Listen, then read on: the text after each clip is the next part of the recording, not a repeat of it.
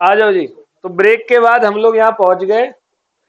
Unit number 1 हमारा complete होता है मार्केट का, और 2 यूनिट और बचे हुए हैं।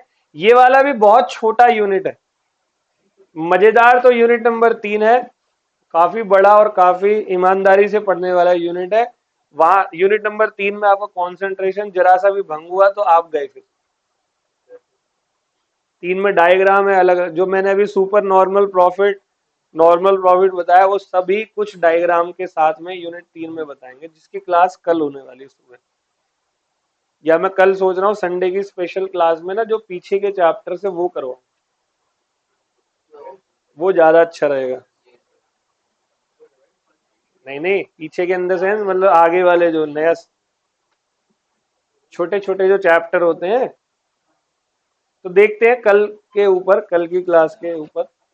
फिलहाल आ जाओ determination of price.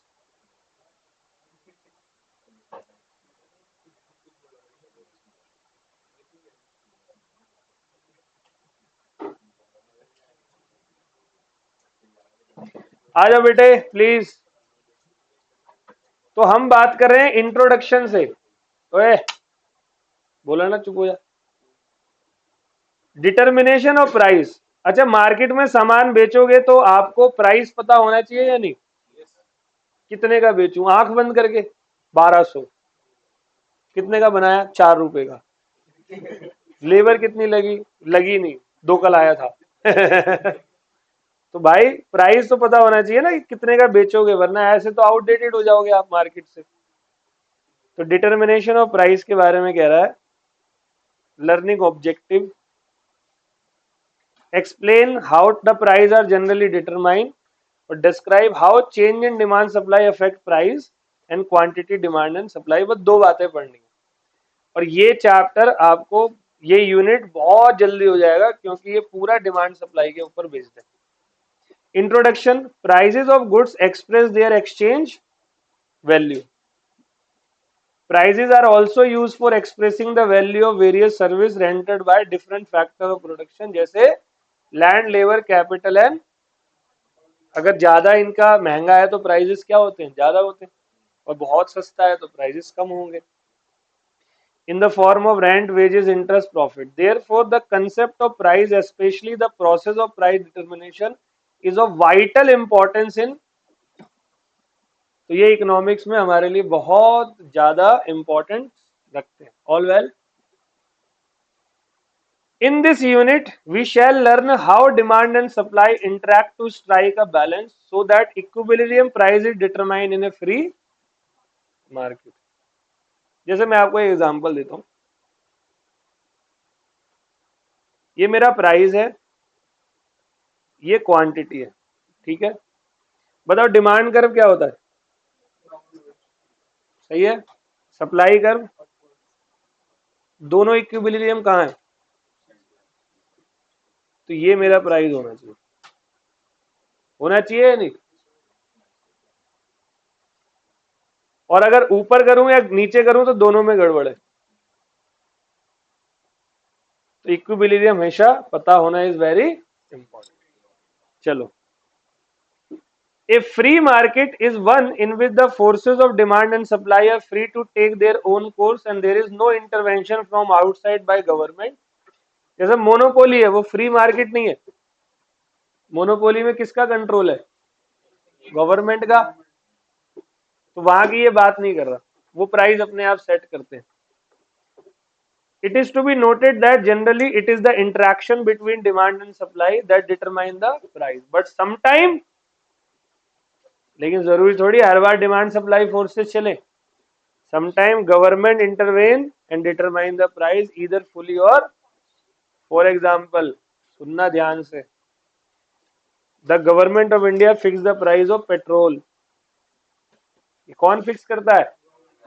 Diesel, kerosene, coal, fertiliser etcetera. जितने भी नेचुरल रिसोर्सेज वगैरह है ना, वो सब गवर्नमेंट तय करती है, नहीं तो लूट मार कर देंगे ये सब। प्राइवेट को दे दिया ना, उन्हें पता कंजम्पशन तगड़ा है, और एसोसिएशन बनाएंगे, सीधा पेट्रोल 300 रुपए 100 ग्राम। बंदा स्कूटी चलाएगा लेकिन धक्का मार के, तेल नहीं डालेगा उसमें। Which are critical inputs. It also fix the procurement of price of wheat, rice, sugar cane. आप कभी भी देख लेना महंगाई कितनी भी बढ़े, चावल, दाल, चीनी, ये सब आपको एक लिमिट तक ही महंगा मिलता है, इससे ज्यादा ये लोग महंगा नहीं कर सकते। In order to protect the interest of both producer and consumer while determining these prices, the government take into account factor like cost of input, risk of business, nature of product. So one of the main reason for studying the demand and supply model is that the model is particularly useful in examining how market work. Market work he demand supply forces पे करता है, इसलिए तो पहले हमने demand supply के forces पढ़े थे। A comprehensive knowledge of the movement of these market forces enable us to explain the observed change in equilibrium price and quantity of all type of product and factor. Yes or no?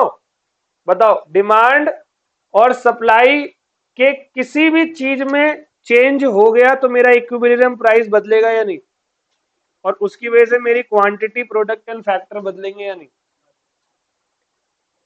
मान लो अचानक से मैं hand sanitiser बनाने वाली company हूँ, बहुत ही परेशान हूँ, तो इंडिया में हाथ तो कोई धोता नहीं, लाओ,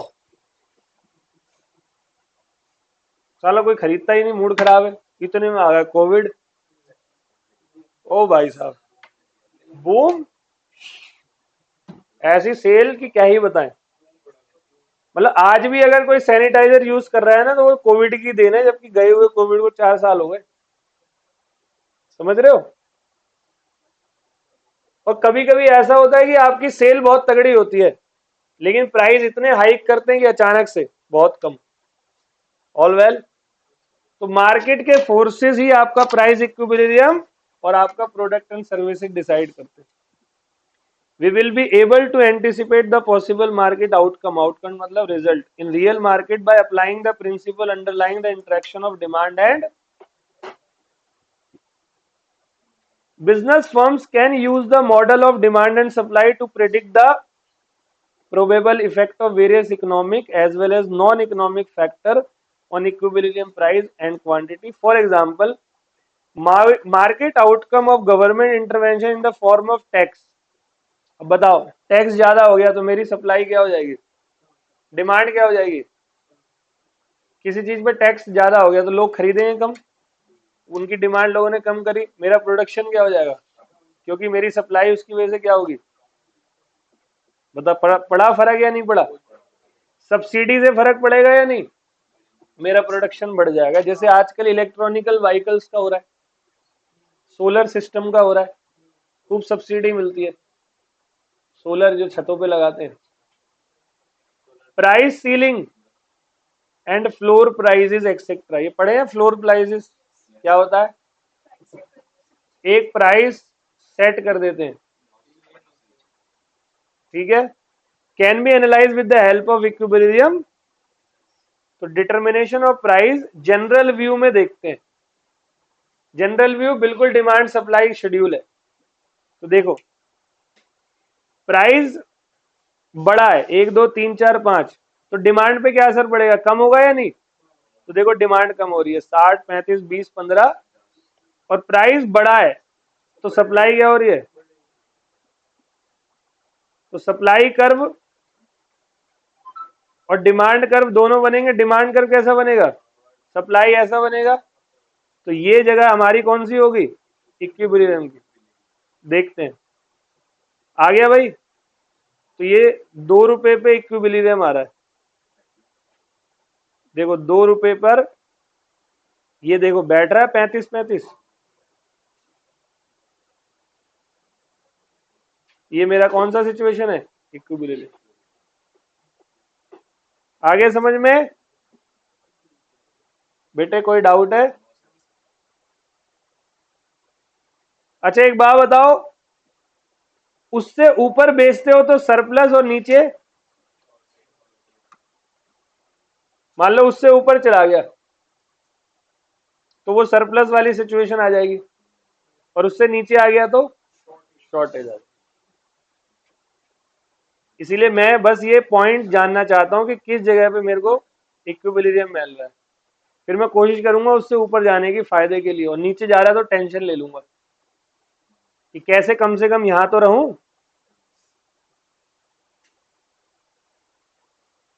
चलो चेंज करते हैं डिमांड इन सप्लाई को। डिमांड इन सप्लाई में चेंज हो रहा है, तो याद करो आप सभी शिफ्ट, शिफ्ट याद है? Yes. The above analysis of market equilibrium was done by us under the ceteris paribus assumption, other things remaining, so the fact of the real world however are such that determination of demand other than price of the commodity, क्योंकि जब भी मैंने change की बात करी तो change मतलब increase और इंक्रीज और डिक्रीज में प्राइस क्या रहता है? कांस्टेंट। और अगर यहाँ एक्सपेंशन कॉन्ट्रैक्शन होता, मतलब चेंज इन क्वांटिटी डिमांड होता, तो फिर अदर थिंग कांस्टेंट रहती। यहां मैं किसकी बात कर रहा हूं? प्राइस की बात कर रहा हूं। आ गया समझ? तो देखो डिमांड में दो चीज होगी, इंक्रीज होगा या डिक्रीज होगा, और सप्लाई में भी दो चीज होगी। तो डिमांड इंक्रीज है, पहले इस प्राइस पे इस क्वांटिटी थी, अब क्वांटिटी मेरी क्या हो गई? तो डिमांड कर मेरा क्या हो गया? क्वांटिटी कम हो गई, डिमांड कर क्या हो गया? यहां पे राइट वर्ड और यहां पे, अच्छा यहां हुआ तो इंक्रीज, यहां हुआ तो, देखो जरा, डिमांड पहले यहां था, यहां से क्या हो गया? बोलो ओके है। अब डिक्रीज में लेफ्ट वर्ड मारता हूं, देखना ओरिजिनल डिमांड ये है, अब कहां हो गई? सप्लाई मेरी कहां जा रही है? राइट वर्ड इंक्रीज, और लेफ्ट वर्ड जाती तो इन चारों में एक साथ करो साइमल्टेनियसली। आ जाओ जी। अरे बहुत आसान है, दिखने में क्या टेंशन ले रहे हो? तो देखो पहले वाले में देखो, इस प्राइस पे देखो, यहां बना रहा हूं पहला वाला बना रहा हूं, ठीक है? अच्छे से बनाओ। इस प्राइस पे मेरी ये क्वांटिटी थी, तो मेरा ये क्या था? और, और ये मेरा क्या था? ये ओरिजिनल डिमांड और ओरिजिनल। All well. देखो इस प्राइस पे ये सही है। अब हुआ ऐसे कि प्राइस कांस्टेंट है, मेरी डिमांड फिर भी बढ़ गई,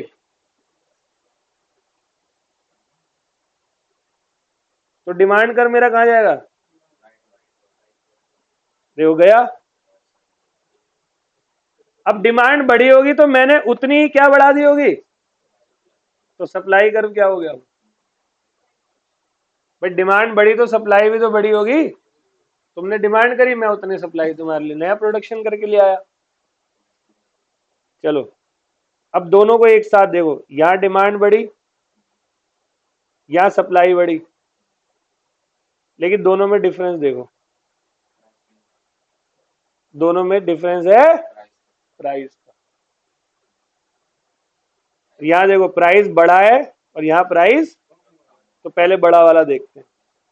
देखो जी, ओरिजिनल प्राइस पे पहले तो प्राइस मैंने कांस्टेंट रखा, तो क्या हुआ? दोनों बढ़ गए। अब प्राइस पहले पी से क्यू था, प्राइस थोड़ा सा बढ़ा, पी से पी वन हुआ, तो पी से पी वन होने पर सप्लाई बताओ क्या होगी? बढ़ गई। तो सप्लाई कर पहले ये था और बाद में क्या हो गया? All well. अब जितनी सप्लाई है मेरी, डिमांड उतनी आ रही होगी ना मार्केट से, तभी तो सप्लाई कर रहा हूं मैं।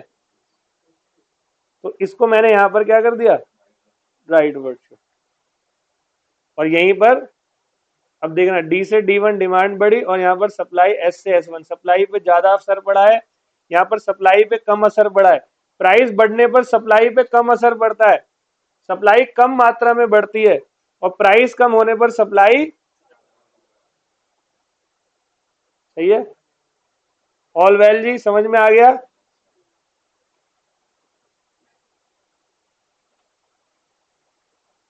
तो आप सभी का ये होमवर्क है। क्या होमवर्क है? आपको ये वाला जो कर्व है, इस कर्व को यहां पर जो मैंने बताया है एज इट इज है, और आपको ये पॉइंट पूरा का पूरा पढ़ना है। पढ़कर आओगे, मैं आपसे पूछूंगा। ठीक है, फिर मिलते हैं आपसे अगली क्लास में।